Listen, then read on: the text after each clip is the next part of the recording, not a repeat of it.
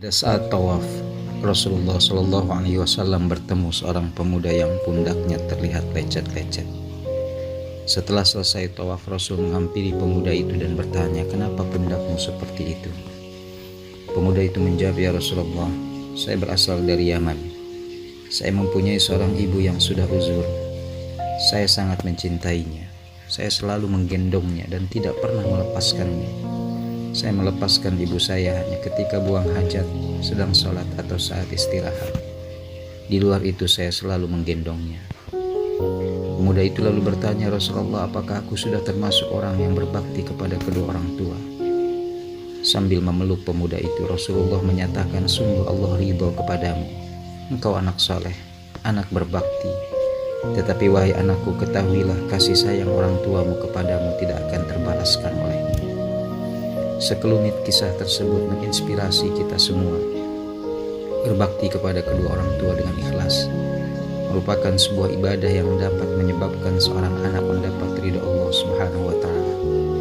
Bahkan Rasulullah memberikan apresiasi tinggi terhadap anak yang berbakti kepada orang tua itu dengan memeluknya. Dengan kata lain, berbakti kepada orang tua adalah salah satu kunci meraih kebahagiaan dunia dan memperoleh pelukan Rasulullah SAW. Alangkah indah dan bahagianya jika kita dipeluk Rasulullah. Pelukan Rasulullah dan jaminan keridhaan Allah bagi sang pemuda itu tentu merupakan dambaan kebahagiaan bagi setiap mukmin. Seorang anak wajib berbakti dan bersikap baik kepada keduanya dengan sepenuh hati karena Islam memang sangat memuliakan orang tua. Sebaliknya, Islam melarang anak menjadi durhaka kepada keduanya. Karena durhaka kepada salah satu atau keduanya merupakan dosa besar, seperti halnya syirik. Mendurhakai orang tua luar biasa fatal. Boleh jadi Allah Subhanahu wa Ta'ala menyegerakan balasannya kepada pelakunya selagi masih hidup di dunia. Allah bisa saja membuat perjalanan hidup sang pendurhaka orang tua menjadi tidak berkah dan penuh kesulitan. Oleh karena itu, pelukan Rasulullah itu mesti dimaknai sebagai panggilan spiritual bagi orang tua agar berusaha menyiapkan anaknya menjadi saleh. Bagi anak, pelukan Rasulullah itu harus difahami sebagai isyarat kuat untuk selalu berbuat baik, tidak menyakiti, apalagi mendurhakai kedua orang tua.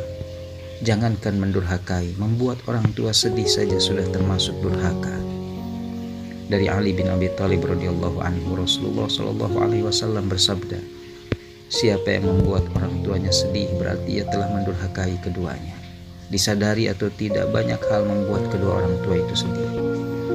Di antara hal yang membuat orang tua sedih secara langsung adalah tidak menghormati, menyakiti, membentak, dan memarahi keduanya.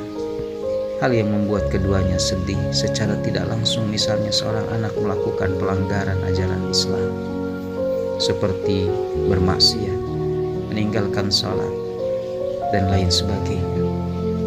Pada dasarnya, jika seorang anak melakukan kemaksiatan, orang tua yang mengetahuinya pasti merasa sangat kecewa dan sedih, sehingga secara psikologis jiwanya tertekan.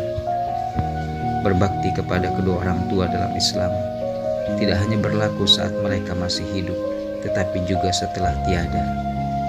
Dengan berbakti kepada mereka, kita berinvestasi pelukan Rasulullah bagi masa depan kita.